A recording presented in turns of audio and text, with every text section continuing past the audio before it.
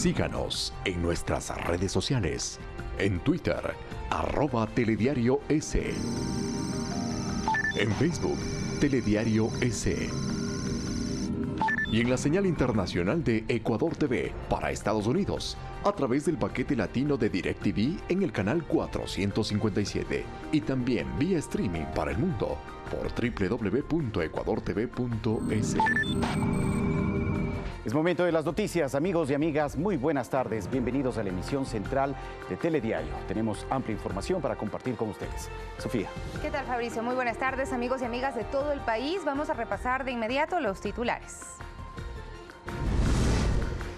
Más de 9.000 personas privadas de libertad sin sentencia ejecutoriada ejercen su derecho al voto a nivel nacional. Al no aprobar un reglamento para el conteo de votos nulos, las reglas de la elección para los representantes del Consejo de Participación Ciudadana y Control Social se mantienen. Esta tarde se pronunciará el Tribunal Contencioso Electoral. Y continúan las investigaciones de Coimas en la trama de Odebrecht. La Fiscalía indagará a 30 cuentas más de la empresa Telconet, a sus representantes y a otras personas por el delito de lavado de activos. Hoy se conmemora el Día Internacional del Síndrome de Down. Diversas actividades se cumplen para dar a conocer el trabajo de organizaciones en favor de este grupo poblacional. En las noticias internacionales, Michel Temer, expresidente de Brasil, fue detenido este jueves por su supuesta vinculación en el caso conocido como Lava Jato. Y en los deportes, las selecciones de Ecuador y Estados Unidos se enfrentan esta noche en fecha FIFA.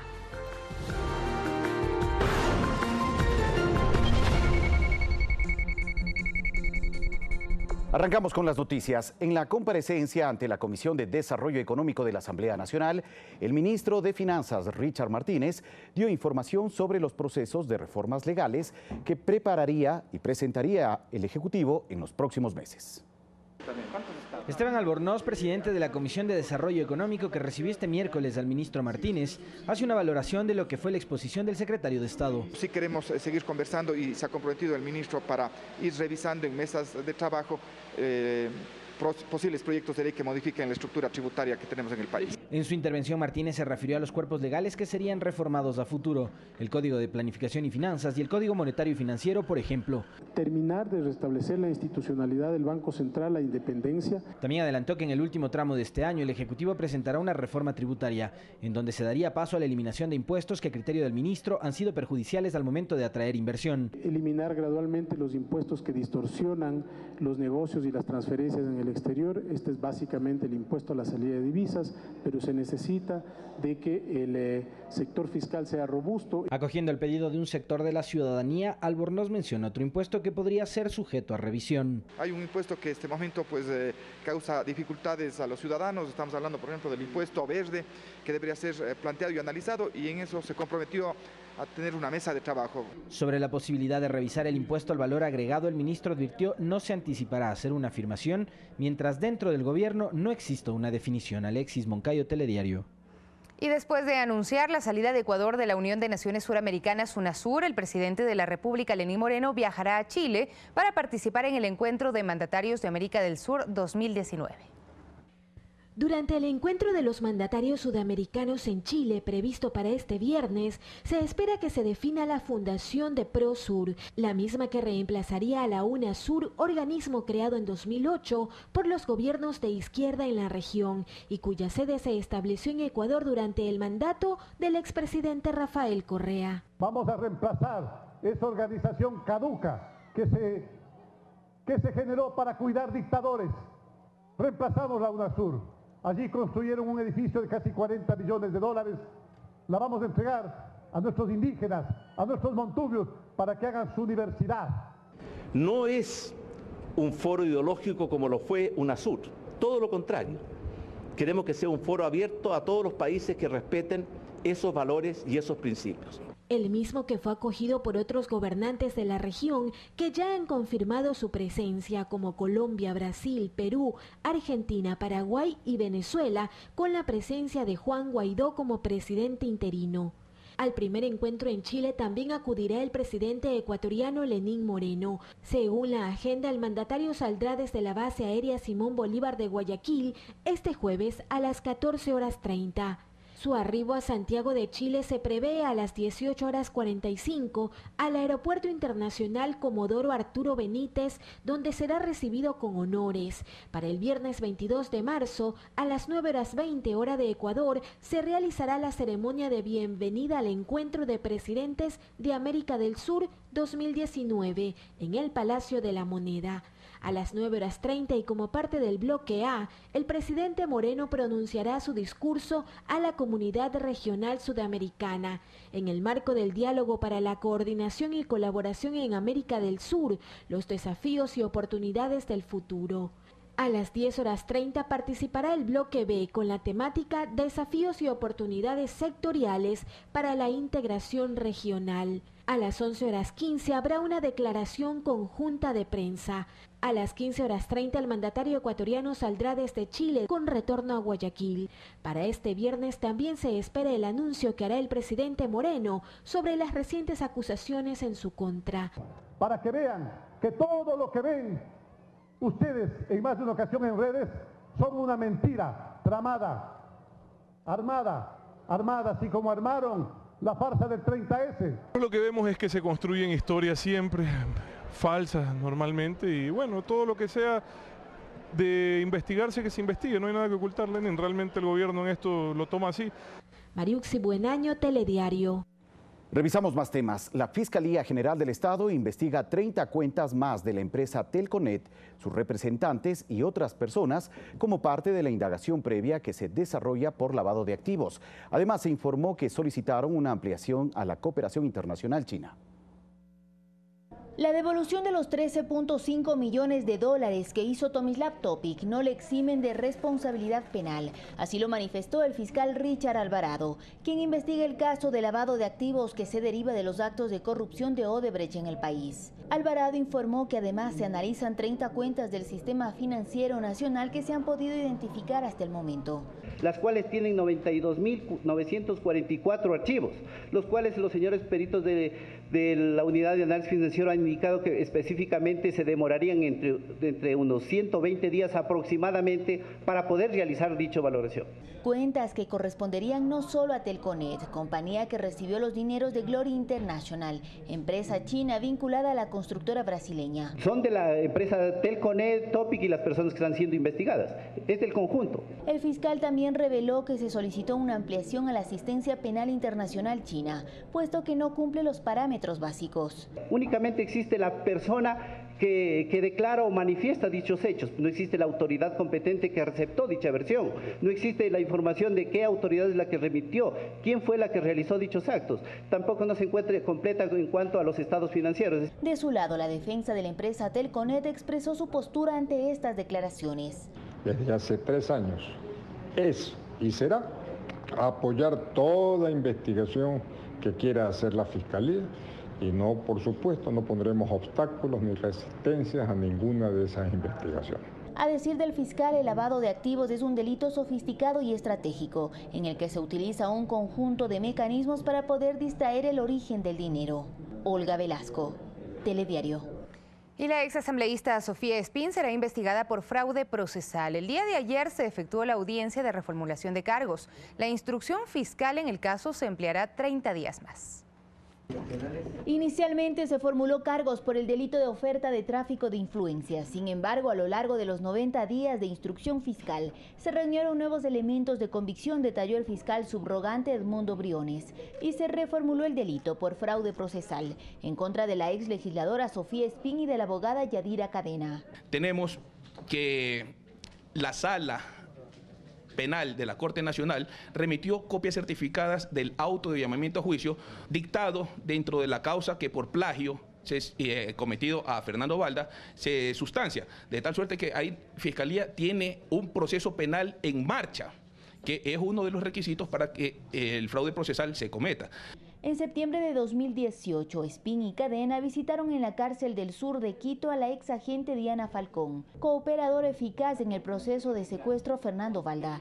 Según la tesis de Fiscalía, le ofrecieron tramitar un asilo en Bélgica y ayudarle con organizaciones de derechos humanos y Naciones Unidas, si se retractaba de lo afirmado en el caso. Hay una certificación del señor secretario de la Sala Penal de la Corte Nacional en donde se indica que en la última reinstalación de la audiencia de evaluación preparatoria de juicio, la procesada abogada Cadena formó parte de la defensa del señor expresidente de la República. De esta forma, el juez Iván Saquicela acogió el pedido de la Fiscalía y amplió la instrucción fiscal por 30 días más. Ratificó las medidas cautelares para las investigadas. En el caso de la exasambleísta, quien se encuentra prófuga, se mantiene la orden de prisión preventiva. Estos 30 días nos dan tiempo también para ejercitar más diligencias dentro de las cuales podremos demostrar la legítima inocencia de nuestra defendida. Con relación al anterior delito por el que se les indagaba, este es menor. Prevé una pena de entre 1 y 3 años según el COIP. Olga Velasco, Telediario. Y la Contraloría General del Estado y la Corte Constitucional emitieron criterios sobre el proyecto minero Loma Larga Quimsacocha. La Contraloría determinó a través de un examen que existieron actividades mineras sin los permisos ambientales, mientras que la Corte Constitucional expuso un dictamen favorable para la realización de la consulta popular. Es el examen especial de Contraloría al proyecto minero Loma Larga por el periodo 2012-2017. El informe final concluye varias irregularidades cometidas por funcionarios de la Secretaría de Minas, Senagua y de Arcom, pues se realizaron actividades mineras sin las licencias ambientales, siendo esto causal de caducidad. Caducidad, que significa que los títulos mineros se quedan sin piso. Pero para el presidente de la Cámara de Minería de la SUAY, este no es un informe definitivo, pues existen instancias como la justicia ordinaria o el contencioso administrativo. Deberán desvanecer las imputaciones o cargos o hallazgos que ha establecido la Contraloría con respecto al manejo de los procesos.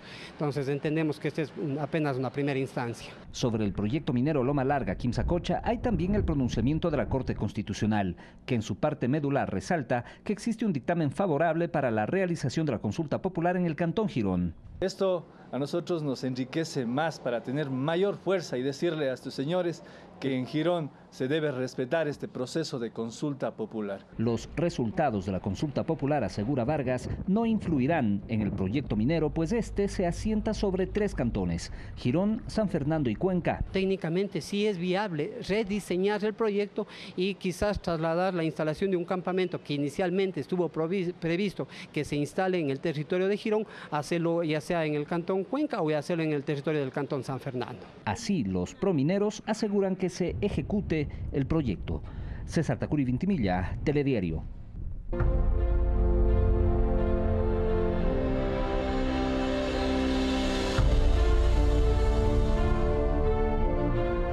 Al no aprobar un reglamento para el conteo de votos nulos de la elección de miembros del Consejo de Participación Ciudadana, se aplicarían las reglas de elección vigentes, es decir, que ganarían los 7 candidatos más votados. De todas maneras, esta tarde se espera un pronunciamiento del Tribunal Contencioso Electoral.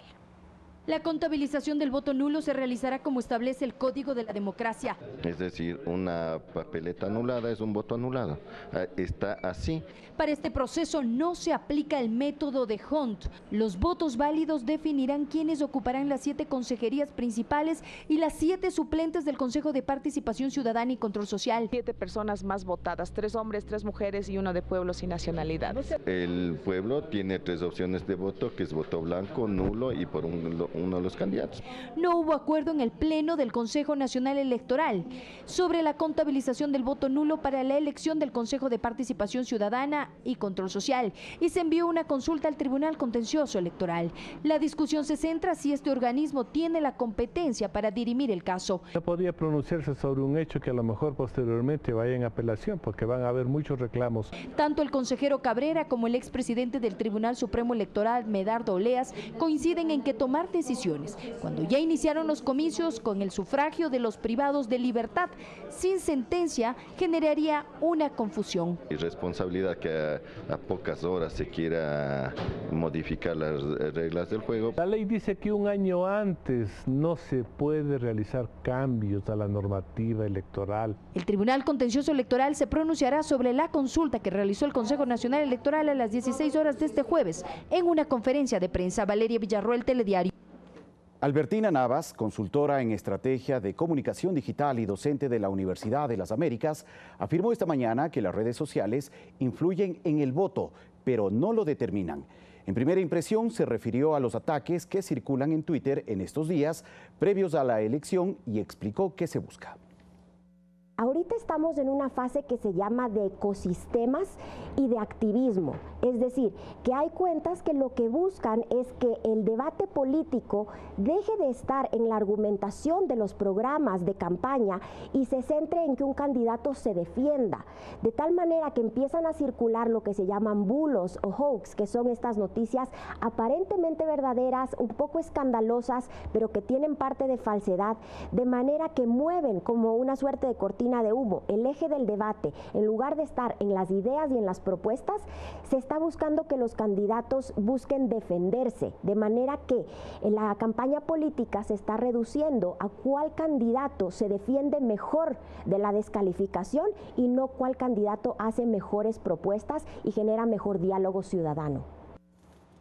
Y más de 9.000 privados de libertad sin sentencia ejecutoriada ejercen su derecho al voto en 40 centros de privación de libertad. Valeria Villarroel está en el CDP del Inca, en el norte de Quito, para informarnos más detalles. Buenas tardes. Buenas tardes. Cerca de las 9 de la mañana de este jueves se instalaron las juntas receptoras del voto aquí en el Centro de Detención Provisional del Inca. Votarán 903 privados de libertad sin sentencia. La jornada se ha desarrollado sin contratiempos. Esta mañana la presidenta del CNE, Diana Tamaín, inauguró la jornada. Escuchemos las declaraciones. Que el voto es obligatorio para las personas privadas de la libertad sin sentencia ejecutoriada. 9.847 privados de libertad están convocados a las urnas a escala nacional en 40 centros de detención provisional de 20 provincias del país. Hemos tenido demasiada información en relación al proceso electoral como tal, cuáles son los candidatos y qué opciones tenemos como privados de libertad en relación al derecho de ejercer nuestro voto. Entender que muchos de los opcionados y de los votantes se han informado a través de las noticias. Yo creo que esa es la única información a la que nosotros hemos tenido acceso. Las provincias con el mayor número de electores privados de libertad son El Oro, Guayas y Pichincha. En esta última han sido llamados 914 personas. 903 lo harán aquí, como le hemos dicho, en el Centro de Detención Provisional del Inca, 8 en el Centro de Privación de Libertad Femenino en el sur de Quito y en la Cárcel 4, localizada en el Condado, 3 personas. En este Centro de Privación de Libertad del Inca se encuentra un dispositivo de 50 policías, esto entre lo que es policías de la Unidad de Mantenimiento del Orden, el eje preventivo y el eje de investigaciones. A las 17 horas está previsto que finalice la jornada electoral en los centros de privación de libertad a escala nacional. Los paquetes electorales serán trasladados bajo custodia policial a las juntas electorales provinciales. Estos serán abiertos a las 17 horas de este domingo para el escrutinio de votos. Esta es la información que nosotros les podemos ofrecer. Buenas tardes, seguimos en estudios. Ok, muchas gracias Valeria por tu reporte. Vamos a revisar más temas. El Instituto Nacional de Meteorología e Hidrología, INAMI, confirmó que el Ecuador se encuentra afectado por inestabilidad en los sistemas atmosféricos. Javier Macas, técnico de la entidad, aseveró esta mañana en Primera Impresión que este domingo se esperan lluvias en el interior del litoral, mientras que en la región interandina se prevé un ligero descenso. Los eventos que nosotros esperamos, donde se concentran principalmente las precipitaciones en el litoral, sería en la región interior, provincias como Los Ríos, el Guayas, la parte interior, también puede ser la cuestión del Oro, localidades como Machala también pueden presentar estos problemas, y Santo Domingo de los Áchilas. Ahora, hablando de la región interandina, tendremos una leve mejoría, las precipitaciones tienden a disminuir. Y en la región amazónica, en cambio, las precipitaciones tienden a presentarse de manera más general, más dispersa y estas obviamente acompañadas por justamente la climatología que tiene el oriente con descargas eléctricas. ¿Estamos hablando de un fenómeno del Niño? Sí, ¿Esto es el fenómeno del Niño? Sí, justamente organismos internacionales, igual que nacionales, ya lo han declarado, un niño entre leve y moderado, justamente por el impacto que ha tenido.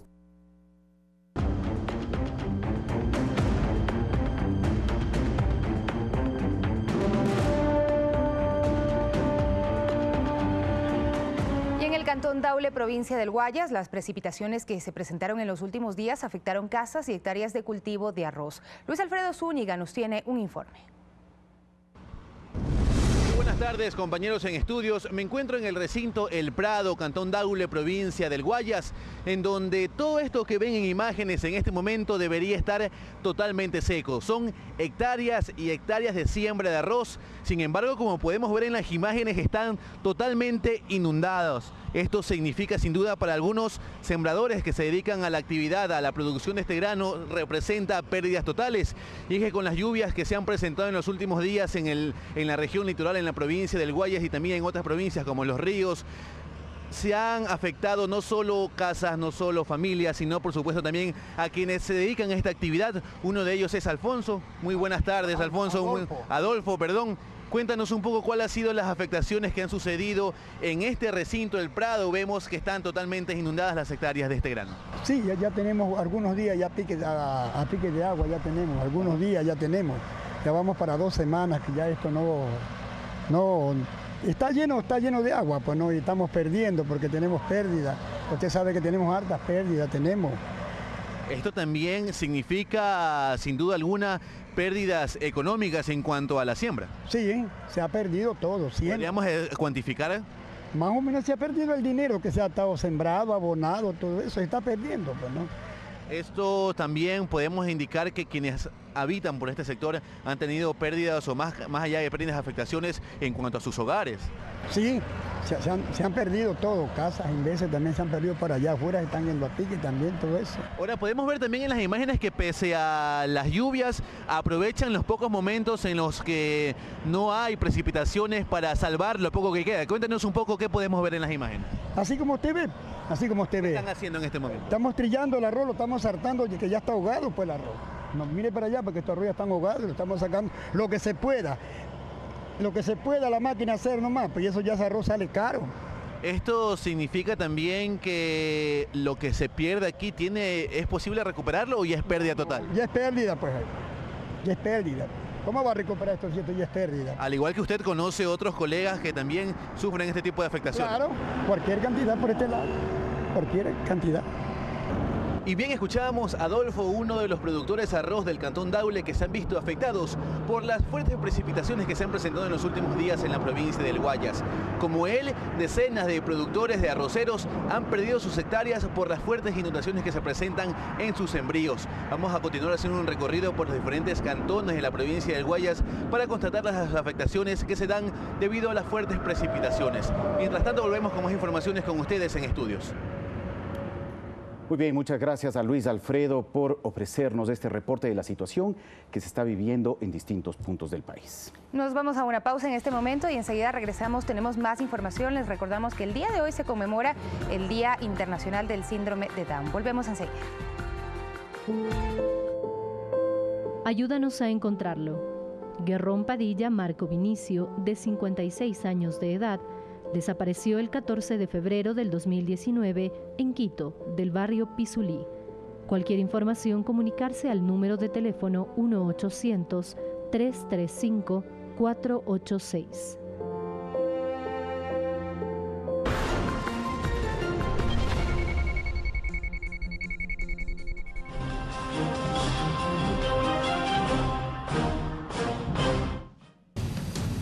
Decisión en democracia. Este 24 de marzo, en todo el país, elegiremos alcaldes, prefectos y viceprefectos, concejales urbanos y rurales y vocales de las juntas parroquiales. Además, a los 7 consejeros del Consejo de Participación Ciudadana y Control Social. En la provincia de Imbabura se instalarán 1.139 juntas electorales para que 370.523 votantes acudan a elegir un prefecto, un viceprefecto, 6 alcaldes o alcaldesas juntas, 38 concejalías. Imbabura, tú eliges, tú decides, tú cuentas. 24 de marzo, elecciones seccionales Ecuador 2019. CNE, confianza y participación en democracia. Somos un país que participa con comunidades activas y organizadas, con gente comprometida que escucha, analiza, decide. Somos un país que escoge su destino con responsabilidad y libertad plena. El Consejo Nacional Electoral presenta un programa que explora las posibilidades de las elecciones seccionales 2019. No te pierdas. Decisión en democracia. Hoy 22 horas. CNE, confianza y participación en democracia. Yo voto por mi Quito limpio. Yo voto por la seguridad de mi barrio. Yo voto por el trabajo. Yo voto por buenas vías. Yo voto por mi mascota. Votemos por Quito, por Pichincha, por nosotros. Este domingo, por favor, acompáñanos con tu voto. Paco Alcalde, Capi Zapata, prefecto. Yo voto por mi Quito limpio. Yo voto por la seguridad de mi barrio. Yo voto por el trabajo. Yo voto por buenas vías. Yo voto por mi mascota. Votemos por Quito, por Pichincha, por nosotros. Para concejales todo 12. Este domingo, por favor, acompáñanos con tu voto. Paco Alcalde, Capi Zapata, prefecto. Yo voto por mi provincia productiva. Yo voto por la seguridad de las vías. Yo voto por el trabajo. Yo voto por mí. Yo voto por mi provincia. Yo voto por Pichincha. Este domingo, vota por ti, vota por Pichincha. Y juntos hagamos esa provincia que soñamos. Capi Zapata, prefecto. Paco Alcalde. Decisión en democracia. Este 24 de marzo, en todo el país, elegiremos alcaldes, prefectos y viceprefectos, concejales urbanos y rurales y vocales de las juntas parroquiales. Además, a los 7 consejeros del Consejo de Participación Ciudadana y Control Social. En la provincia de Pichincha se instalarán 6.831 juntas electorales para que 2.317.107 votantes acudan a elegir un prefecto, un viceprefecto, 8 alcaldes o alcaldesas, 62 concejalías. Pichincha, tú eliges, tú decides, tú cuentas. 24 de marzo, elecciones seccionales Ecuador 2019. CNE, confianza y participación en democracia.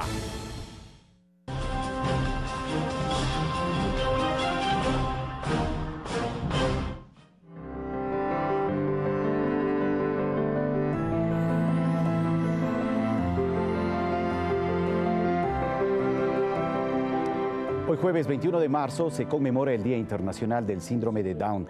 La Fundación Reina de Quito realiza una labor de educación e inclusión con casi 100 niños y jóvenes que acuden desde temprana edad y se los prepara para asistir a escuelas regulares inclusivas. Es el centro terapéutico Aprendiendo a Vivir, ubicado cerca al mercado de Iñaquito, al norte de Quito. Niños con síndrome de Down de diversas edades aprenden aquí, por ejemplo, a distinguir los sonidos e imágenes de los animales. Es una terapia totalmente integral. Vienen niños a partir de los 15 días de nacidos con sus mamás a recibir estimulación temprana 2 veces por semana y luego las terapistas les mandan varios ejercicios para que ellas completen durante toda la semana. Nos hemos dado cuenta que una verdadera inclusión, tanto social como educativa, se la logra siempre y cuando los niños vengan desde muy chiquitos. En esta aula, los pequeños entre 3 a 5 años aprenden con juegos a saber los colores primarios: verde, rojo, azul, amarillo. Avanzan en sus conocimientos. Existen muchos mitos. Muchas personas creen que ellos no pueden, pero con paciencia y métodos distintos lo logran a su ritmo. Ellos aprenden a leer, a escribir, claro que lo hacen a su ritmo, lo hacen en forma lenta, pero logran hacer. Tienen el mismo desarrollo motor, el mismo desarrollo que un niño regular, pero lo hacen en etapas tempranas, en etapas lentas, para que puedan tener un desarrollo motriz, un desarrollo del lenguaje, que puedan llegar a una comunicación. El síndrome de Down es un trastorno genético que se produce cuando una división celular anormal crea una copia adicional o parcial del cromosoma 21. La inclusión de estos pequeños depende de toda la sociedad. Cada día se dan grandes pasos. Tenemos más o menos más de 20 colegios que incluyen a nuestros niños, pero es un trabajo de titanes de las terapistas y de los padres de familia. Tratamos que sean escuelas pequeñas, que falta un poco de información hacia los profesores. Los profesores tienen mucha disposición, pero no tienen información para poder incluir a un niño especial. Por eso es que nosotros tenemos una terapista que va al colegio en algunas épocas del año, bueno, bastantes épocas del año, para que haga el seguimiento. Su inclusión es importante, así como también su pronta estimulación desde los 15 días de nacidos. El trabajo va dirigido a padres, los padres se vuelven coterapeutas nuestros. Nosotros trabajamos en todo lo que es integración sensorial, estimulación del lenguaje, terapia física, lo cual ayuda al desarrollo integral de los niños dentro del centro terapéutico. Tiene una trompa larga. Los niños y jóvenes con síndrome de Down pueden estudiar, asistir a escuelas regulares, leer, escribir, ser parte de la comunidad. Su inclusión ha avanzado según integrantes de este centro, pero cada día falta mucho por hacer para que tengan una vida plena, sobre todo de oportunidades. Verónica Rivadeneira, Telediario. Y la meta del Ministerio de Inclusión Económica y Social es que las personas con discapacidad ocupen más plazas laborales. Por ello, desde las distintas dependencias se trabaja en la capacitación de este grupo prioritario. Las actividades lúdicas y recreativas son complementarias al servicio. Andrés Ponce tiene síndrome de Down. A sus 24 años de edad, se educa y comparte actividades con otras personas con discapacidad. Su padre, quien ha sido su único apoyo, destaca lo que ha aprendido junto a él. Vine a descubrir el inmenso amor que dan estos niños a los padres. Son niños amorosos. Padre que tenga un familiar, un niño que salga así, con esta característica, con una discapacidad, que se sientan bendecidos. Es una bendición de Dios tener un niño así, una persona así, créanlo que es una compañía eterna. En el Centro Diurno de Desarrollo Integral para Personas con Discapacidad se trabaja en fortalecer las capacidades profesionales para insertar a este grupo prioritario en diferentes campos laborales. La profesionalización es una cuestión que ya se va articulando con el Ministerio de Relaciones Laborales, pero nosotros vamos preparando a estos seres humanos en todas sus capacidades. Es importantísimo que la persona con discapacidad logre un nivel de autonomía. Yanina Gómez, terapeuta ocupacional del centro, da a conocer cuáles son los requisitos para acceder a los servicios gratuitos que ofrece este lugar, tomando en cuenta que además de actividades recreativas, cuidados y capacitación laboral, reciben alimentación. La primera condición es que tenga discapacidad, que sea mayor de edad, 18 años, que se acoja al... Es decir, actualmente nosotros trabajamos mucho, o se le da prioridad a las personas de pobreza a extrema pobreza. Conmemorar el Día Internacional del Síndrome de Down es propicio para hacer conciencia, valorando el aporte de las personas con diferentes discapacidades, permitiéndonos tener una sociedad más incluyente. Guadalupe Ayoví, Telediario. Y conozcamos el proyecto de las medias locas de John, que nació como iniciativa de un joven con síndrome de Down que vive en Long Island, Estados Unidos. Una empresa que elabora medias personalizadas ya entregó más de 115,000 pedidos y generó ganancias por alrededor de $4 millones. Después de graduarse de secundaria, John Crowning no quería hacer otra cosa que crear un negocio junto a su papá. El dúo padre e hijo hizo una tormenta de ideas y decidieron dedicarse a lo que John ama más, las medias. Quiero vender medias locas. ¿Por qué medias? Porque es divertido, es colorido. Me gusta ser creativo y quiero ver cosas maravillosas aquí. Eso me deja ser yo mismo. Desde que lanzaron las medias locas de John, padre e hijo han estado locamente ocupados. Mientras John, el rostro de la compañía, pone todo en orden, Mark se ocupa de los aspectos técnicos del negocio, como la contabilidad, el manejo del inventario y de empleados. Hemos sido capaces de crear 35 trabajos, 18 de los cuales están a cargo de gente con diferentes habilidades. Hemos alcanzado más de $135,000 para nuestros socios de caridad. John y Mark se esmeran en diseñar medias personalizadas. Hacen entregas en persona en el área de Long Island, pero para quienes viven lejos, John hace algo especial. Coloca una nota personal en cada caja. ¿Cuál es nuestra misión? Nuestra misión es propagar felicidad. Nuestros clientes están felices. Tenemos más de 10.000 calificaciones en línea. 96% de esas son 5 estrellas. Y hemos trabajado mucho. Hemos enviado más de 115.000 órdenes y ganado más de $4 millones. Las medias locas de John no solo esparcen felicidad. La compañía también genera ese sentimiento a los que lo necesitan. 5% de las ganancias van a las Olimpiadas Especiales y la empresa también hace donaciones a la Sociedad del Síndrome de Down y a la Asociación para Niños con Síndrome de Down.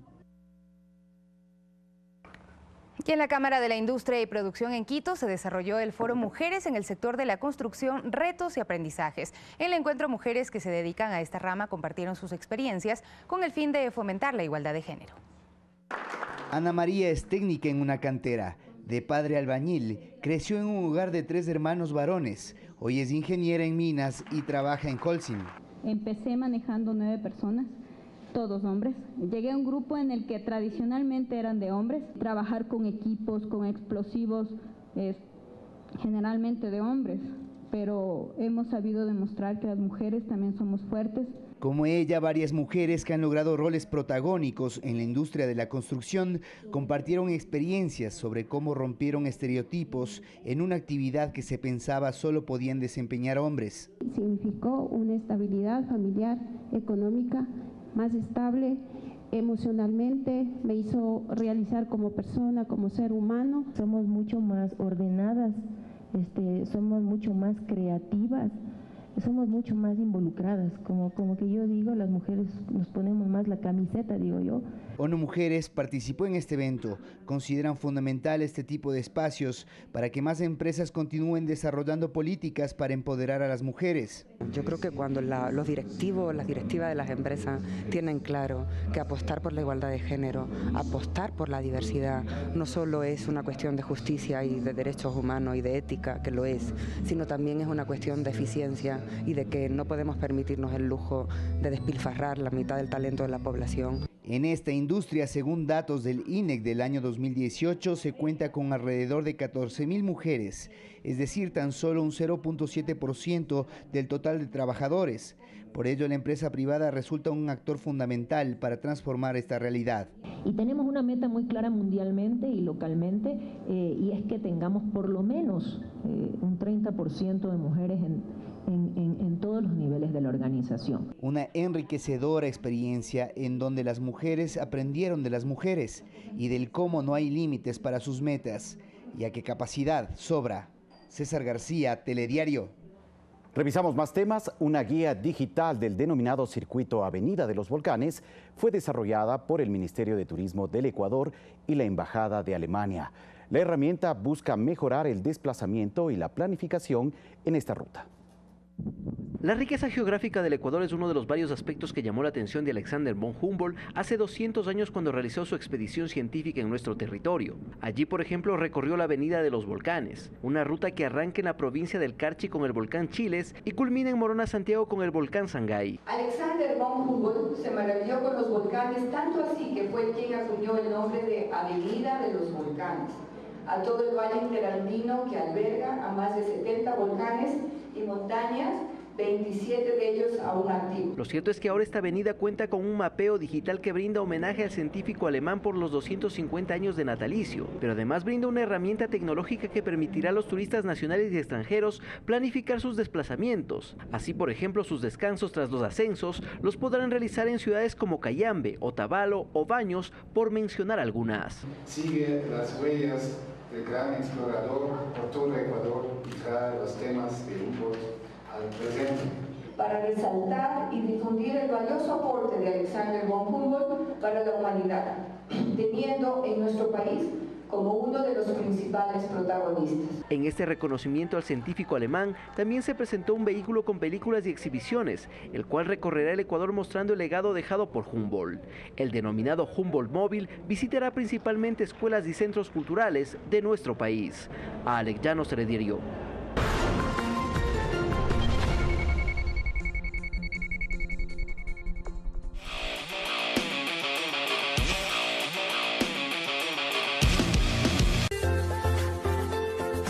Para Fanáticos, los esperamos esta tarde a las 14 horas con la mejor información deportiva. Estamos en la previa a lo que debe ser el enfrentamiento de Ecuador ante Estados Unidos y ante Honduras. La selección ecuatoriana se prepara para hacer buenas presentaciones. Show. Además, revisamos cómo le fue Independiente del Valle en la Copa Sudamericana. Esto y más en Fanático, no te lo pierdas.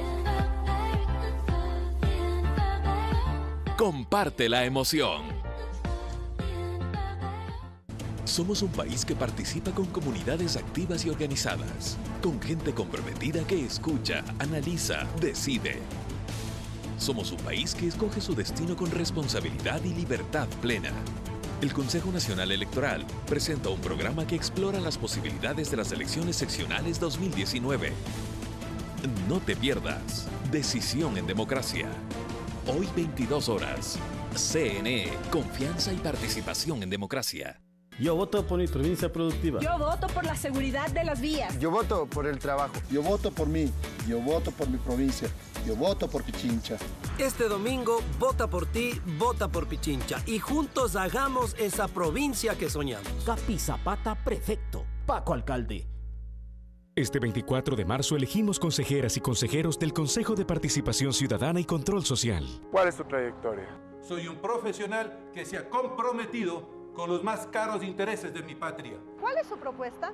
Quiero ir al Consejo de Participación Ciudadana para hacer lo correcto, recuperar los dineros de la corrupción, nombrar a las autoridades de control por votación directa. Yo hago lo correcto. Si Patricio Ortiz es tu voz, vota por él este 24 de marzo y hazte escuchar. Decisión en Democracia. Este 24 de marzo, en todo el país, elegiremos alcaldes, prefectos y viceprefectos, concejales urbanos y rurales y vocales de las juntas parroquiales. Además, a los 7 consejeros del Consejo de Participación Ciudadana y Control Social. En la provincia del Guayas se instalarán 9.256 juntas electorales para que 3.182.028 votantes acudan a elegir un prefecto, un viceprefecto, 25 alcaldes o alcaldesas, 161 concejalías. Guayas, tú eliges, tú decides, tú cuentas. 24 de marzo, elecciones seccionales Ecuador 2019. CNE, confianza y participación en democracia. Yo voto por mi provincia productiva. Yo voto por la seguridad de las vías. Yo voto por el trabajo. Yo voto por mí. Yo voto por mi provincia. Yo voto por Pichincha. Este domingo, vota por ti, vota por Pichincha. Y juntos hagamos esa provincia que soñamos. Capi Zapata, prefecto. Paco, alcalde. Hoy, en Decisión en Democracia, conoceremos las propuestas de candidatos para la prefectura de Manabí. Contaremos con la presencia de Tito Mendoza, Leonardo Orlando, Catherine Ponce, Fernando Rivadeneira, Gonzalo Rodríguez, Gloria Sabando y Ricardo Zambrano. Hoy, 22 horas. CNE, confianza y participación en democracia.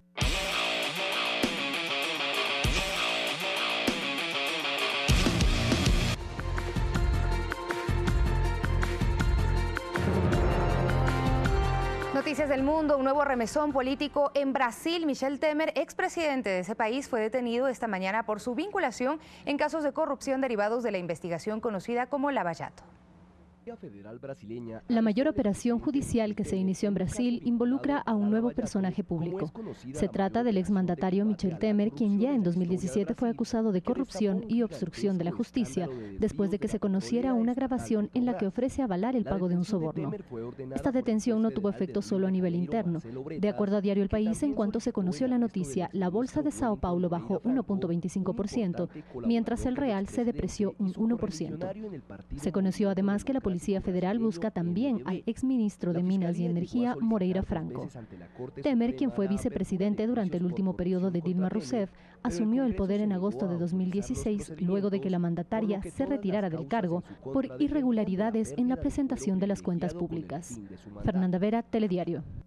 Y al menos 6 personas murieron y otras 23 resultaron heridas por 3 explosiones similares ocurridas en las inmediaciones de un templo frecuentado por miembros de la minoría chií en Kabul, Afganistán, en el día en que se celebra el Año Nuevo. El atentado se produjo pasado las 9:30 hora local en la carretera de la Universidad de Kabul, cerca de un templo local. Todavía ningún grupo ha reclamado la autoría de esta acción. Hace exactamente un año, un atentado suicida en el mismo lugar de la capital afgana y reivindicado por el grupo Estado Islámico causó más de una treintena de muertos y 65 heridos durante las celebraciones de Año Nuevo. Y Juan Guaidó, reconocido como presidente interino de Venezuela por más de 50 países, denunció la detención de Roberto Marrero, jefe de su despacho.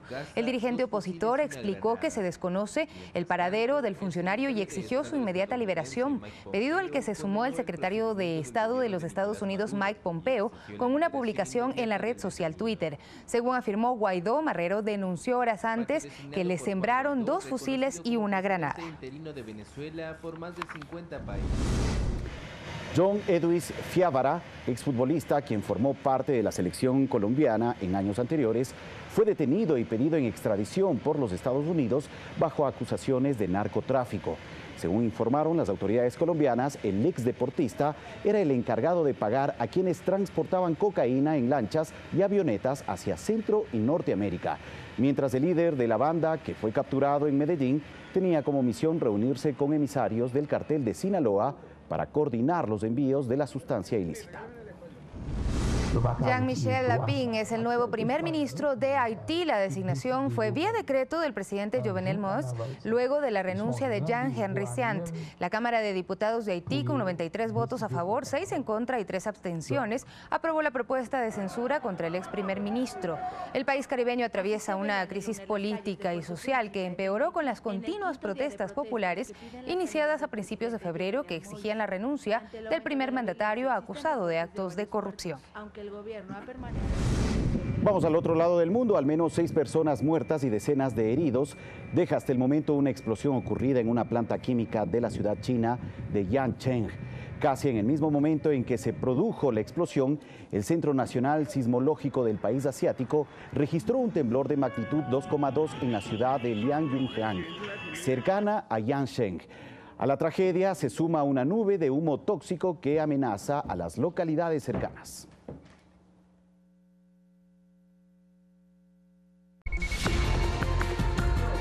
Antes de finalizar Telediario, les comentamos que la Presidencia de la República ya cuenta con una sala de apoyo a la lactancia, un espacio que permite la extracción y conservación adecuada de la leche materna de las madres que se encuentran en horario laboral. Así es, esta iniciativa se enmarca en uno de los ejes de trabajo de la llamada Misión Ternura del Plan Toda una Vida. Esta es una de las 58 salas de apoyo a la lactancia implementadas por el gobierno en el marco de la ejecución del Plan Toda una Vida y del programa Misión Ternura. La Presidencia de la República cuenta con este espacio para que las madres puedan, en horarios de trabajo, extraer y conservar de manera adecuada la leche materna para la posterior alimentación de sus hijos. Las mujeres se van a sentir más tranquilas, van a trabajar mejor, sino en beneficio de los niños, en beneficio de ellas mismas. La lactancia materna impacta positivamente en la salud de las personas al reducir o evitar que en la adolescencia o adultez sufran de sobrepeso, obesidad o diabetes tipo 2. Que insisto, son espacios necesarios para respetar la dignidad de las madres. Tienen todo lo necesario para realizar la extracción de la leche, tienen los tomacorrientes, tienen un refrigerador. Un convenio entre los Ministerios de Salud y Trabajo posibilitará que en instituciones públicas o privadas tengan estos espacios para que las madres puedan cumplir con su jornada de trabajo sin preocuparse del cómo extraer y dónde guardar la leche para sus hijos. Javier Ceballos, Telediario. Son iniciativas que deben replicarse. Nosotros nos despedimos con esto. A ustedes muchísimas gracias por permitirnos acompañarles. Gracias a todos. Nos vemos más adelante, 19 horas en el microinformativo, 20 horas Telediario Estelar. Feliz tarde a todos. Ya viene Fanático por Ecuador TV.